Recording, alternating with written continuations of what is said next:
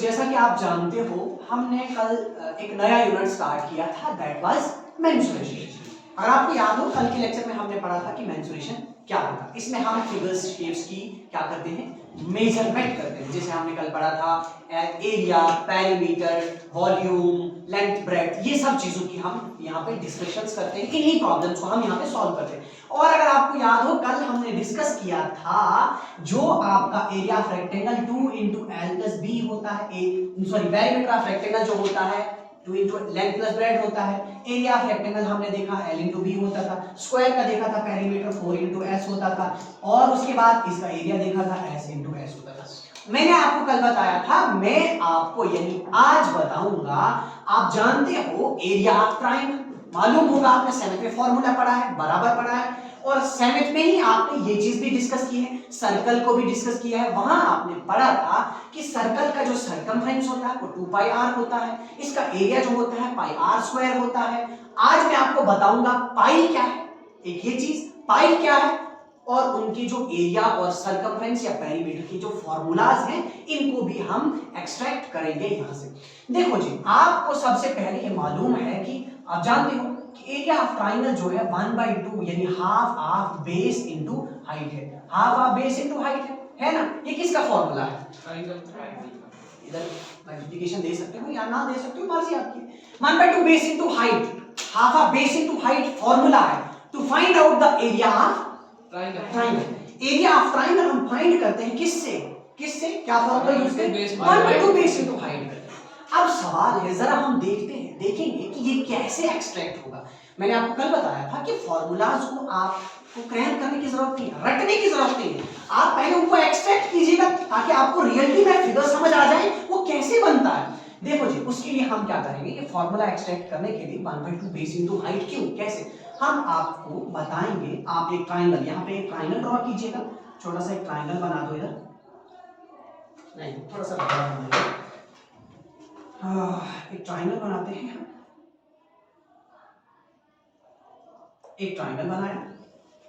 अब दूसरा एक और ट्राइंगल बनाओ, एक और ट्राइंगल जो कि इसके कॉन्ग्रुएंट होगा। कॉन्ग्रुएंसी हमने पढ़ा था सेवेंथ में, ट्राइंगल्स में, कॉन्ग्रुएंस ऑफ ट्राइंगल्स में, कि ऐसी दो ट्राइंगल और ऐसी दो ट्राइंगल्स को कॉन्ग्रुएंट कहते हैं जिनकी मेजरमेंट सेम होती है। बेशक वहां पे कुछ क्राइटेरियाज हैं, किन क्राइटेरिया से दो ट्राइंगल्स को कॉन्ग्रुएंट कहा जाता है, लेकिन क्रक्स में आप ये बताएं कि दो ट्राइंगल्स कॉन्ग्रुएंट तब होती हैं जब उनकी मेजरमेंट क्या होती है, सेम होती है। अच्छा, मैं दूसरा एक ट्राइंगल ड्रॉ करूंगा कॉन्ग्रुएंट, क्या करूंगा, कॉन्ग्रुएंट ट्राइंगल एक ड्रॉ करूंगा, लेकिन मैं उसका जो बेस है वो मैं ऊपर लेके चलूंगा। पहले मैं मान के चलते हैं ये तुम्हारा एक ट्राइंगल है। अब ये ट्राइंगल जो है, ये दूसरा ट्राइंगल है, ये ट्राइंगल इसके कॉन्ग्रुएंट है। चीजों को अच्छे से देखिएगा, ये ट्राइंगल इसके कॉन्ग्रुएंट है, लेकिन इसकी बेस मैंने ये रखी है, यानी ये बी बेस हो गया तुम्हारे पास, एंड ये हो गया तुम्हारे पास क्या, height. Base into height, 1/2 base into height, ये तुम्हारा हाइट हो गया। अब वहां जो है, वहां ये बी वाली साइड जो है, बेस वाली साइड को इसको मैंने अपसाइड डाउन कर दिया है, तो ये तुम्हारा बी ले लो और ये तुम्हारा क्या ले लो, एच। जरा देखिएगा, उसी कॉन्ग्रुएंट ट्राइंगल को मैं यहां लाऊंगा। अब अपना इमेजिनेशन थोड़ा सा स्ट्रॉन्ग कीजिएगा, इमेजिन कीजिएगा उस ट्राइंगल को मैं फ्लिप करके उसको मैं वहां से इधर लाऊंगा। मैं क्या बनाऊंगा, कैसे बनेगा ये ट्राइंगल, ऐसे और समवट ऐसे हो जाएगा। बताओ क्या ऐसे हो जाएगा ये ट्राइंगल या नहीं हो जाएगा? जब उसको मैं यहाँ से फिट करके इधर के लिए लाऊंगा, ट्राइंगल तुम्हारा यहाँ एडजस्ट हो जाएगा, बिल्कुल हो जाएगा। अब मैं क्या करूंगा, ये दोनों ट्राइंगल्स क्या है, कॉन्ग्रुएंट है, और ये बन गया एक पैरेललोग्राम। क्या बन गया, पैरेललोग्राम बन गया।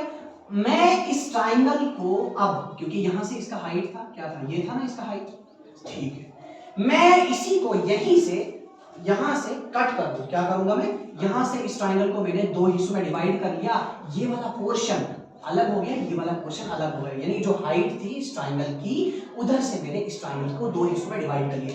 अब ये ट्राइंगल यहां से उठा के आप इस ट्राइंगल को यहां पे एडजस्ट करो, यानी ये ट्राइंगल, ये वाला ट्राइंगल, ये ऐसे ऐसे ऐसे, ये ट्राइंगल आप फ्लिप वहां से उठा के इधर से इस जगह में एडजस्ट करो, वो आ जाएगा तुम्हारे पास। जब आप उसको यहां एडजस्ट करेंगे, ये ऐसे आ जाएगा तुम्हारे पास ऐसे।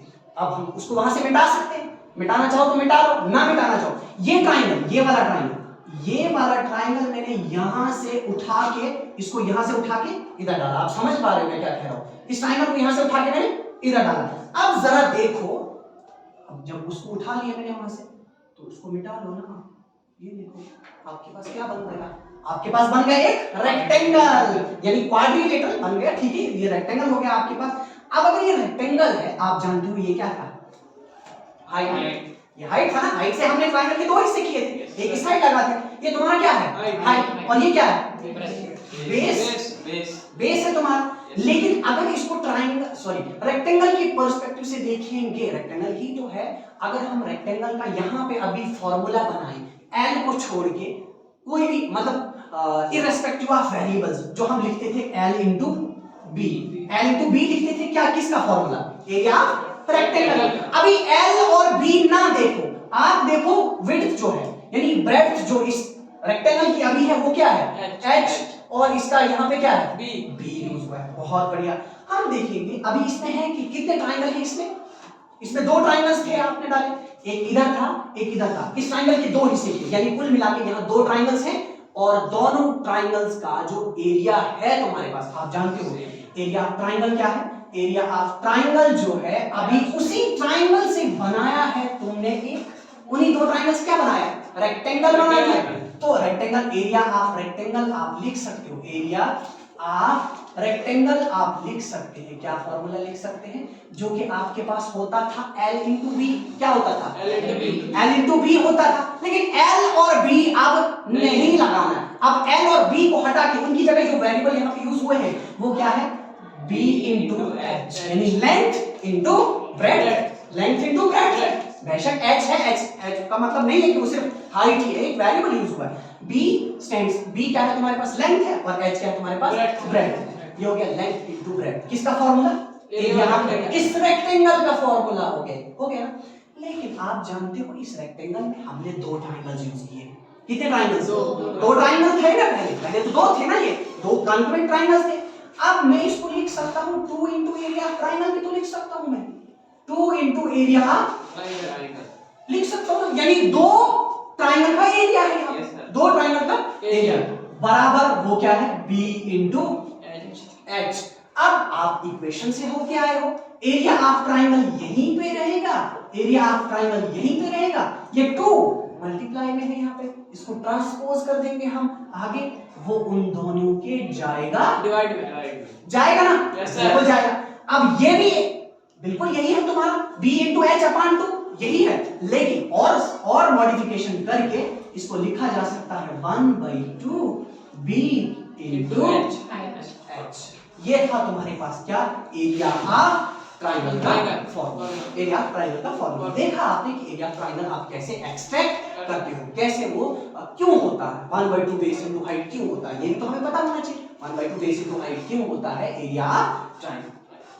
इसके बाद हम बात करेंगे, मैंने आपको बोला कि ये जो आपके पास सर्कमफ्रेंस है, circumference of circle, circumference of circle, मैंने आपको कल बताया था सर्कमफ्रेंस मींस आप वर्टिसेस वाली फिगर्स में आप कहते हैं पेरीमीटर, और यहां सर्कुलर फिगर में आप क्या कहते हो? सर्कमफ्रेंस। बात एक ही है, मीनिंग दोनों का एक ही है, यानी length of boundary. Circumference, circumference का फॉर्मूला यानी C बराबर होता है 2 पाई r के। पहले तो आपको पता होना चाहिए पाई क्या है, पहले तो ये भी पता होना चाहिए पाई क्या होता है। आपको तो इसकी वो अप्रोक्सीमेट वैल्यू पता है, 3.14 होता है या 22/7 होता है, आपको ये पता है। लेकिन अब हमारे पास हमें ये मालूम होना चाहिए पाई की जो वैल्यू है, पाई होता क्या है। पहले हम पाई को डिस्कस करेंगे, उसके बाद हम देखेंगे कि सर्कमफ्रेंस का फॉर्मूला जो 2 पाई r है उसको भी एक्सट्रैक्ट करेंगे। चलो जी, पहले हम आपको समझाते हैं सर ये पाई क्या होता है। पाई क्या होता है आपके पास? Pi is ratio of circumference to the diameter, circumference to the diameter, ratio of circumference to the diameter. Ratio समझिएगा, रेशियो ऑफ सर्कमफ्रेंस बात हो रही है। रेशियो आपने पढ़ा है रेशो आपने पढ़ा है, कंपेयरिंग क्वांटिटीज में आप रेशो पढ़ के आए। रेशो क्या होता है? डिवीजन ऑफ टू क्वांटिटीज, दो क्वांटिटीज का डिवीजन। अब यहाँ दो क्वांटिटीज क्या है? सर्कमफ्रेंस और डायमीटर। सर्कमफ्रेंस और डायमीटर, उनके रेशो को आप क्या कहते हो? That is your pi. वो है तुम्हारा क्या? पाई।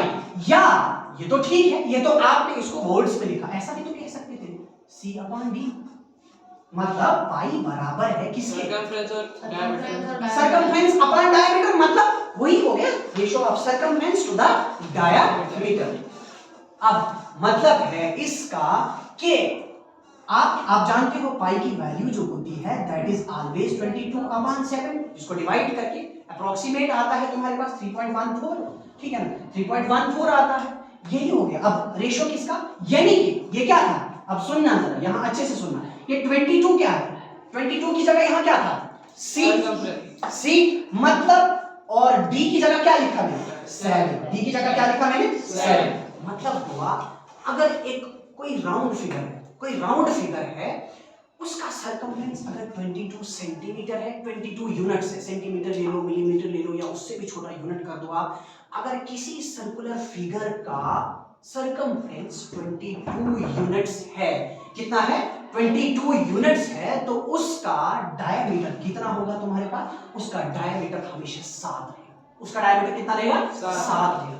This is your ratio of circumference to the diameter, ratio of circumference to the diameter. अब हम देखेंगे तुम्हारे पास कि 2 पाई आर सी, तुम्हारे पास जो सर्कमफ्रेंस का फॉर्मूला जो तुम्हारे पास 2 पाई आर हम लिखते हैं, वो कहां से आता है, कैसे आता है? चलो जरा देखते हैं। आपने लिखा, मैंने आपको क्या कहा? मैंने अभी आपको कहा जो आपका पाई है वो बराबर है C अपॉन D। बहुत बढ़िया, ठीक है, आपको मालूम है C अपॉन D। क्यों? क्योंकि pi is equal to what? Ratio of circumference to the diameter. जो डायमीटर और रेशियो का सर्कमफ्रेंस और डायमीटर का जो रेशियो है that is equal to pi, वो तुम्हारा पाई।